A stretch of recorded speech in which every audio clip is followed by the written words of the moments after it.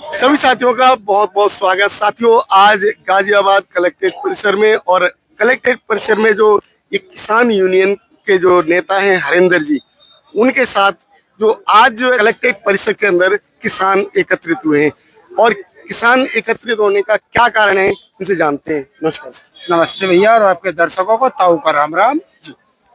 तो ये बताइए कि अभी जो घटनाएं घटित हो रही हैं वो क्या, किस तरीके से घटनाएं हैं और किस लिए आपको यहाँ आना पड़ा?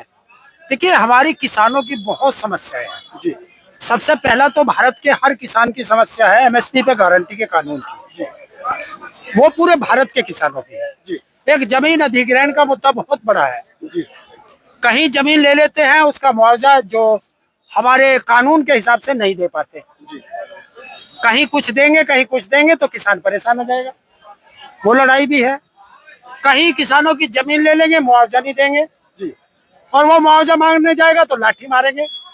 तो ये मुद्दे हैं। जैसे हमारे यहाँ वेब सिटी में किसानों की जमीनें ले रखी है, जो वादे किए वो पूरे नहीं कर रहे ऐसा क्यों होता है? क्यों होता है ऐसा? जब सरकार निकम्मी हो जाए और अधिकारी नालायक हो जाए तब ऐसा होता है। इससे पहले जो देखा गया था, एक बार किसान इकट्ठे हुए थे लाल किले पे। लाल किले पे आप पूरे जो दिल्ली को घेर लिया था ट्रैक्टर से। क्या उस समय सरकार मानी थी आपकी? भारत का हम कब कब की बात कर रहे हो तुम? जो किसान आंदोलन हुआ था, हमारे आंदोलन में किसान लाल किले नहीं गया था। जो झंडा नहीं गया फहराया, था।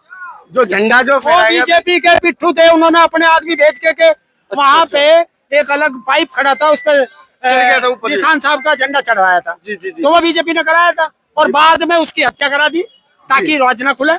तो ये ऐसा क्यों करती है? क्योंकि आपके बीच में एक सरकार, व्यक्ति को कोई भेज भी गई। तानाशाही सरकार नहीं चाहती कि मेरे खिलाफ आवाज उठे। तो आज की जो समस्या आपकी क्या है? एमएसपी पे गारंटी कानून की, किसानों के अधिग्रहण बिल की, अधिग्रहण जमीन की, वेब सिटी है इधर मंडोला वगैरह में किसानों की जो इसने आवास विकास ने जमीन ले रखी है, उनके मुआवजे की है, उनकी मांग की है। जो 10% वो जमीन मिलती है डेवलप करके किसान को, वो नहीं दे रहे। तो ये सारे मुद्दे हैं। जो मीटर बढ़ा दिए बिना मतलब, बिना पूछे लोड बढ़ा दिया। तो अभी आपकी सरकार से बात हुई, डीएम साहब से बात हुई नहीं हुई है? और डीएम साहब के पास हमारा एक प्रतिनिधिमंडल गया हुआ है, बात कर रहा है। अच्छा, तो अभी की जो स्थिति को देखकर क्या लगता है हमारे देश में, जो क्या आपकी बातों को मानेंगे? देखिए, सवाल बड़ा उल्टा है जी। हम आशावादी लोग हैं जी। मानेंगे क्यों नहीं? ये नहीं मानने का, इसका कोई दूसरा होगा वो मानने का, तीसरा होगा वो मानने का। माननी तो पड़ेगी, आज नहीं तो कल। क्योंकि जैसे आजादी की लड़ाई 90 साल चली थी और 90 साल के बाद अंग्रेजों को भागना पड़ा था, तो जीते थे। 13 महीने किसान आंदोलन हुआ था, तब भी आप जैसे मीडिया वालों का एक ही सवाल था, सरकार है झुकती नहीं है। हमने भी कहा था हम भी किसान हैं, हमारे ट्रैक्टर में बैग गेयर नहीं है। तो जैसा कि कल देखा गया, कल जो है जंतर मंतर पे बच्चे जो कि पेपरों को लेकर जो है वहाँ धरना प्रदर्शन दे रहे थे। आज 24 दिन हो गए। कल उनकी बहुत पिटाई की गई है। किसी के ब्लड बह रहा है, किसी के पैर टूट गया, किसी का हाथ टूट गया। ऐसी स्थिति है, हॉस्पिटल ले जाए गए। पुलिस ने बर्बरता से उनकी पिटाई की है। उस पे क्या कहेंगे आप? देखिए, जब आपने तो शायद नहीं देखा होगा, मैंने भी नहीं देखा, मैंने भी किताबों में पढ़ा है, एक आध बुजुर्ग ने है ऐसे जिन्होंने देखा होगा। आजादी की लड़ाई में जलियांवाला बाग कांड हुआ था, शायद नहीं देखा होगा, पढ़ा है सबने। जी जी जी। आपने भी पढ़ा होगा। तो जलियांवाले बाग में ऐसे ही तो शांतिपूर्वक बैठे हुए बात कर रहे थे और उनको जनरल डायर ने गोली चलवा दी थी, सबको मरवा दिया था।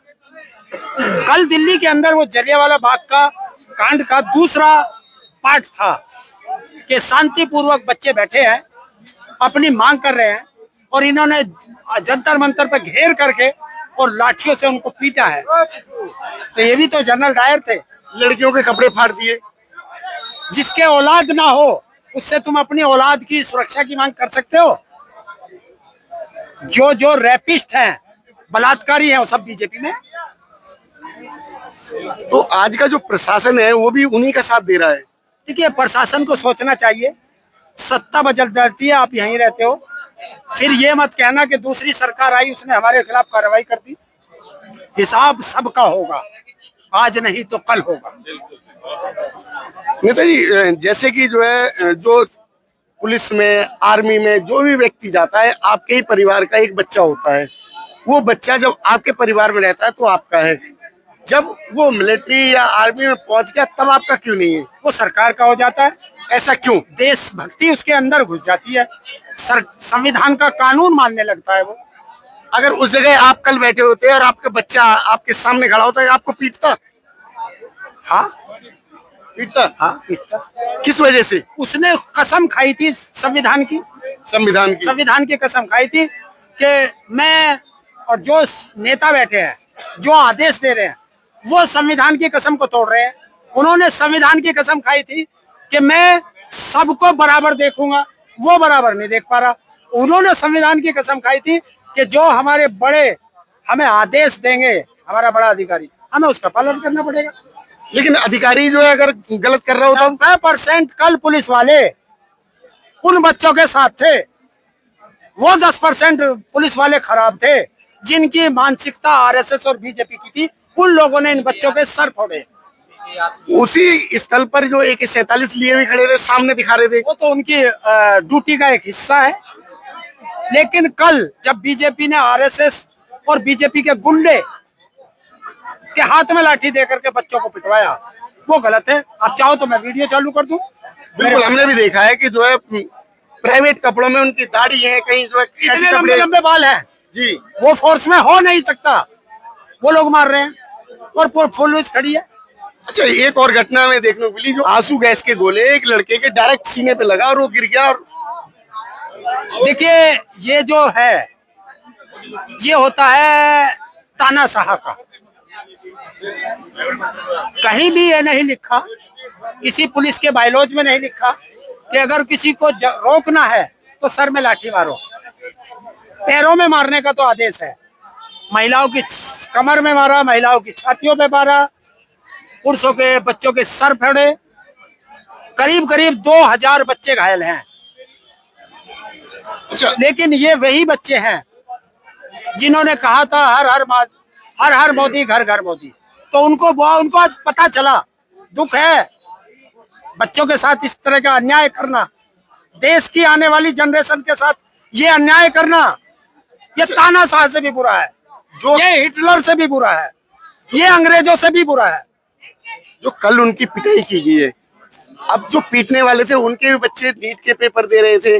अगर ये उसी पक्ष में थे तो जो है उनकी पिटाई करना। देखिए, जिस पुलिस वाले ने बच्चों के लाठी मारी है, जब वो अपने घर जाएगा तो घर जाके बेलन से तो वो पीटेगा, उसकी पत्नी जरूर मारेगी, बेलन से मारेगी कि तू वहां उनके लाठी क्यों मार रहा था।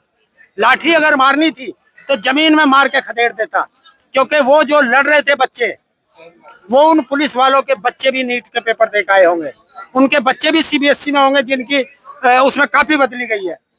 192 या कितने पेपर लीक हुए हैं, 103 हो गए। क्योंकि इस सरकार से कैसे तुम वो करोगे? जो सरकार पेपर लीक होती हो, जिसमें ये लीक सरकार है, ऐसे लीक है कि जो ये अपना कोई स्ट्रक्चर खड़ा करती है वो भी लीक हो जाता है। संसद लीक, राम मंदिर leak, highway leak, paper leak, और बताओ नरेंद्र मोदी लीक। नरेंद्र मोदी भी लीक। कल दस्त लग गए, बच्चों को देख करके दस्त लग गए, पीछे वाले रास्ते से तुरंत भाग गया संसद छोड़ के, तो लीक था ना। अच्छा, तो आपके हिसाब से फिर सरकार कौन सी है? जब ये सरकार है कहाँ? किसी ने अच्छी चलाई सरकार? देखिए, सरकार होती तो जो 25-30 दिन से बच्चे बैठे थे उनसे बात करती। गांधी जी 21 दिन आंदोलन किया था अंग्रेजों के खिलाफ। अंग्रेज तो हमारे दुश्मन थे, उन्होंने भी गांधी जी से बात करी, उनकी बात मानी, आंदोलन अनशन तोड़वाया। और दूसरा, अन्ना हजारे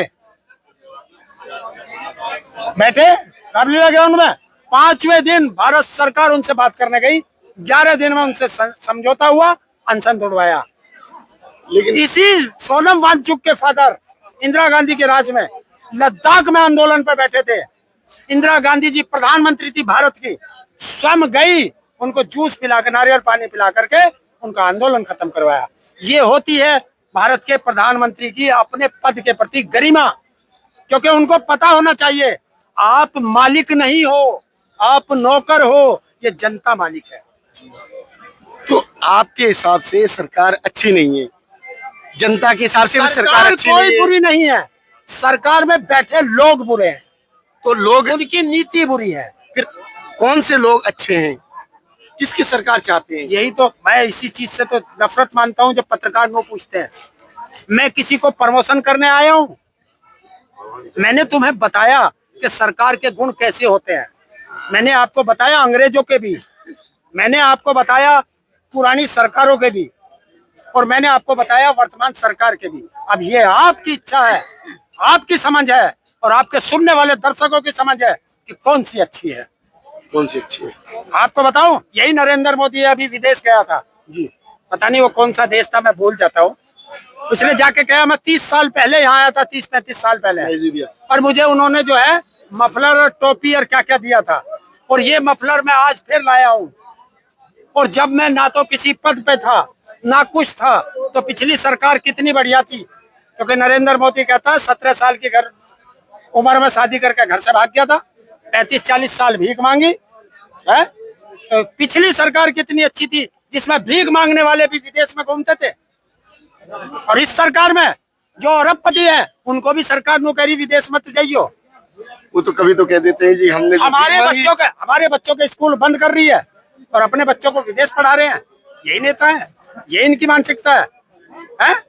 एक तरफ तो कहते हैं हमने भीख मांगी। देखिए यही बच्चे हैं, कल जिस सरकार ने इनके ऊपर लाठी बरसाई है, जो उनका साथ दे रहे हैं, और संसद चल चुकी है, संसद के अंदर जो इन बच्चों की मांग का समर्थन नहीं करेगा, यही बच्चे उनको अपने संसदीय क्षेत्र में ना घुसने देंगे और ना आगे से जीतने देंगे। साथियों, हरेंद्र ताऊ जो कि अक्सर देखे जाते हैं और एक स्पष्ट वक्ता के रूप में जाने जाते हैं, और आज भी जो कि अपने इन किसान भाइयों के साथ हैं। आप लोगों की क्या राय बनती है इनके विचारों पर, हमारे चैनल पर अवश्य बताएं। यदि आप सहमत हैं तो इस वीडियो को अधिक से अधिक शेयर करें।